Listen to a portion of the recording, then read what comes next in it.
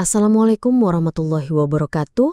Semoga Allah senantiasa merahmati kita semuanya. Masih bersama dengan saya, Nyi Kliwon di 5 Menit Merinding. Langsung saja, ini dia ceritanya.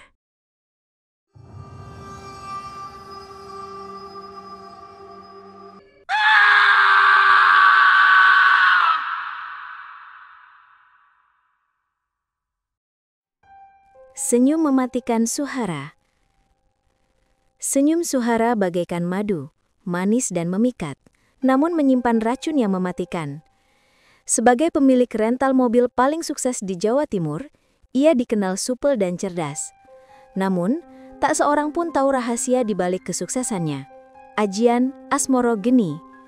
Ilmu hitam yang mengharuskannya bersetubuh dengan pria yang ingin ditaklukkan, menjadikan tubuhnya sebagai perangkat kendali utama.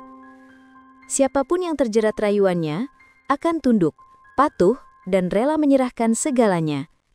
Semua berjalan mulus, hingga seorang kiai bernama Maimun pindah ke rumah sebelah.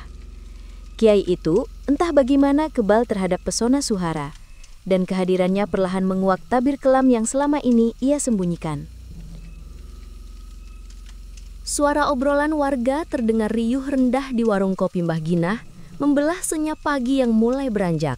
Topik hangat yang tak pernah usang adalah Suhara, si empunya rental mobil paling ramai di salah satu kota di Jawa Timur. Mbak Suhara itu luar biasa loh, semua sopirnya loyal, pelanggan betah, dan gak pernah ada yang ngomong jelek soal dia, kata Pak RT, menyeruput kopi hitamnya.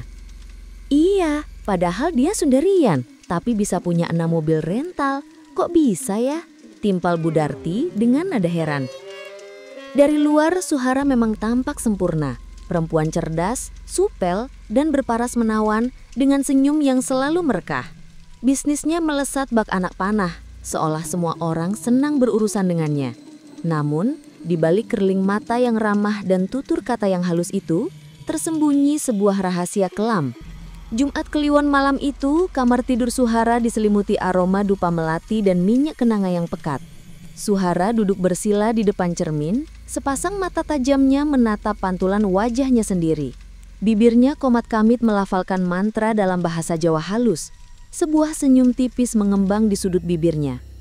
Dia adalah pemegang kunci ajian Asmoro Geni, perpaduan jaran goyang dan semar mesem. Sebuah ilmu pengasihan yang mampu melumpuhkan kehendak siapapun yang disentuhnya. Tubuhnya, bagi Suhara, adalah senjata pamungkas. Siapapun yang berani berbagi ranjang dengannya akan tunduk sepenuhnya, patuh tanpa cela, bahkan rela menyerahkan apa saja yang dimilikinya. Tak ada satupun warga yang tahu, sampai kemudian Kiai Maimun, seorang ulama sederhana dan bersahaja, tiba-tiba pindah ke rumah di sebelah Suhara. Kiai Maimun, satu-satunya pria yang tak bisa ia taklukan, justru menjadi awal terkuaknya tabir misteri di balik senyum sempurna Suhara. Bertahun-tahun lalu, Suhara hanyalah potret kegagalan. Ditinggal suami yang memilih perempuan lain, bisnisnya hampir bangkrut, dan hidupnya terombang-ambing dalam jurang keputusasaan. Dalam situasi terjepit itulah, ia nekat mendatangi Mbah Kromo, seorang dukun sepuh yang namanya santer terdengar di lereng Gunung Kawi. Mbah Kromo dengan tatapan mata yang tembus pandang, memberinya ajian Asmoro Geni, ilmu pengasihan tingkat tinggi yang konon hanya bisa diaktifkan melalui hubungan badan. Yang kau sentuh akan tunduk, yang kau ajak bercinta akan menyerahkan segalanya. Tapi ingat, jangan gunakan untuk melawan hati orang suci. Pesan Mbah Kromo. Suaranya serak seperti gesekan daun kering. Sejak saat itu, hidup Suhara berputar 180 derajat. Pelanggannya tak putus-putusnya datang seperti lebah mengerubungi madu. Karyawan-karyawannya patuh tanpa banyak tuntutan gaji. Setiap perkataannya selalu dipercaya, seolah ia memiliki kekuatan magis untuk meyakinkan siapapun. Suhara menjalma menjadi perempuan sukses yang dihormati, dikagumi, dan tak pernah tersentuh gosip miring. Padahal, di balik semua itu, ada kekuatan gelap yang ia genggam erat. Sogir, sopir senior di rental mobil Suhara, adalah contoh nyata bagaimana ajian itu bekerja. Awalnya, Sogir dikenal sebagai pria jujur dan pekerja keras. Namun setelah beberapa bulan bekerja untuk Suhara, ia mulai menunjukkan perubahan yang aneh. Sogir menjadi sangat loyal, sering menginap di rumah Suhara dengan dalih mengantar mobil malam-malam, padahal tidak ada jadwal yang jelas. Puncaknya, ia menolak dibayar. "Gak usah mbak, yang penting Mbak Suhara seneng," katanya suatu ketika. Suaranya terdengar lirih, matanya sedikit kosong, seolah ada yang mengendalikannya. Istrinya, Bu Sogir, pernah datang ke rumah Suhara dengan wajah sembab dan linangan air mata, mempertanyakan perilaku suaminya yang berubah drastis. Namun anehnya, tak lama berselang Bu Sogir pulang dengan wajah tenang, bahkan melayangkan pujian setinggi langit untuk Suhara, seolah semua keluh kesahnya tadi menguap begitu saja. Ajaib, pikir para tetangga. Tapi mereka tidak pernah tahu, Suhara telah mengoleskan sedikit minyak kenanga di telapak tangannya saat bersalaman dengan Bu Sogir, sebuah sentuhan kecil yang berakibat fatal. Keanehan lain terjadi pada Pak Yoto, tetangga sebelah Suhara yang sudah sepuh. Suatu pagi, tanpa angin tanpa hujan, Pak Yoto tiba-tiba menyerahkan sertifikat rumah dan tanahnya kepada Suhara. Alasannya sederhana, untuk perluasan garasi. Warga dibuat tercengang. Bagaimana mungkin seorang kakek yang waras bisa menyerahkan aset paling berharganya begitu saja? Dia perempuan baik. Saya percaya semua yang dia lakukan pasti ada manfaatnya, jawab Pak Yoto dengan senyum tipis yang tak sampai ke mata. Wajahnya terlihat damai, namun ada kekosongan yang samar di sana. Tak ada yang tahu, seminggu sebelum kejadian itu, Suhara datang menjenguk Pak Yoto yang sedang sakit. Dia membawa sebungkus nasi hangat dan sebotol minyak wangi yang selalu dia bawanya. Setelah malam itu, perubahan drastis melanda Pak Yoto. Ia mulai berbicara dengan nada pelan, matanya sering terlihat kosong, dan anehnya setiap kali menyebut nama Suhara, hidungnya seolah mencium aroma kenanga yang kuat. Ajian Asmorogeni telah bekerja sempurna, mengikis kehendak Pak Yoto hingga ia rela menyerahkan semua miliknya. Ketentraman Suhara mulai terusik ketika Kiai Maimun, seorang ulama muda yang dikenal dengan kesederhanaan dan kepribadiannya yang karismatik, pindah ke rumah di sebelah Suhara. Sejak hari itu, setiap kali azan berkumandang dari masjid kecil di dekat rumahnya, Suhara merasakan kegelisahan yang aneh. Ajiannya, yang selalu bekerja tanpa celah, seolah sedikit bergetar. Ia mencoba mendekati Kiai Maimun, pura-pura ingin ikut pengajian, atau sekadar meminta nasihat agama. Namun, setiap kali mata Kiai Maimun menatapnya, ada sesuatu di dalam diri Suhara yang seolah melemah. Ajian pengasihan yang selama ini membuatnya berkuasa, seolah memantul balik, meninggalkan rasa hampa yang tak biasa. Suhara lantas berpikir, mungkin hanya perlu menyentuhnya. Dia merancang sebuah rencana halus.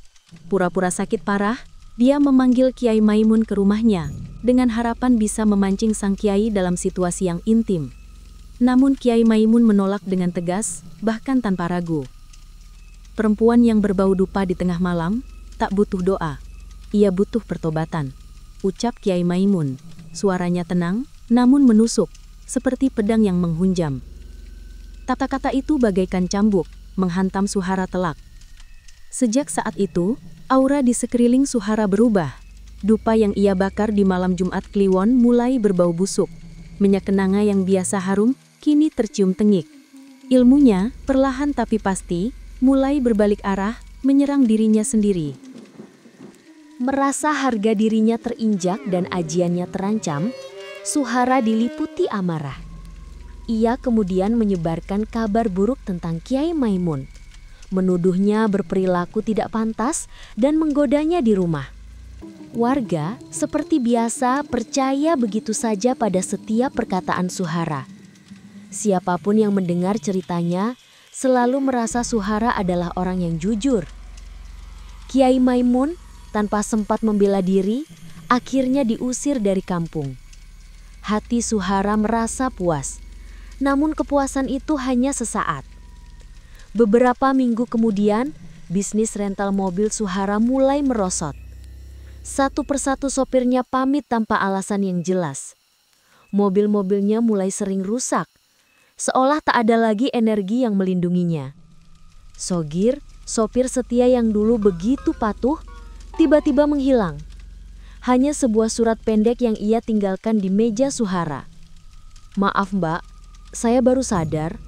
Saya sudah lama tidak jadi diri saya sendiri." Bunyi surat itu ditulis dengan tangan yang gemetar. Suhara merasakan kekosongan yang amat dalam. Ajiannya telah berbalik, mengambil kembali apa yang ia dapatkan dengan cara tak benar.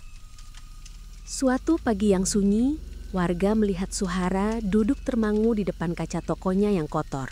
Matanya menatap kosong pantulan wajahnya sendiri dengan senyum kecil yang terlihat hampa. Kabar beredar bahwa ia sering bicara sendiri di malam hari, memanggil nama-nama orang yang dulu tunduk kepadanya, seolah mencari-cari sisa-sisa kekuasaan yang telah lenyap. Kiai Maimun tak pernah kembali ke kampung itu. Namun, setiap malam Jumat Kliwon, dari arah rumah Suhara, aroma kenanga bercampur asap dupa masih tercium samar. Sebuah pengingat akan masa lalu yang gelap dan ajian yang telah menjerat pemiliknya. Warga hanya bisa menghela napas. Tak ada lagi cerita tentang perempuan yang disenangi semua orang itu. Yang tersisa hanyalah bayangan, terperangkap dalam pantulan cermin yang dingin. Bersama saya, Nyi Kliwon. Sampai jumpa di episode Mencekam selanjutnya. Jangan lupa subscribe, like, and share. Terima kasih. Wassalamualaikum warahmatullahi wabarakatuh.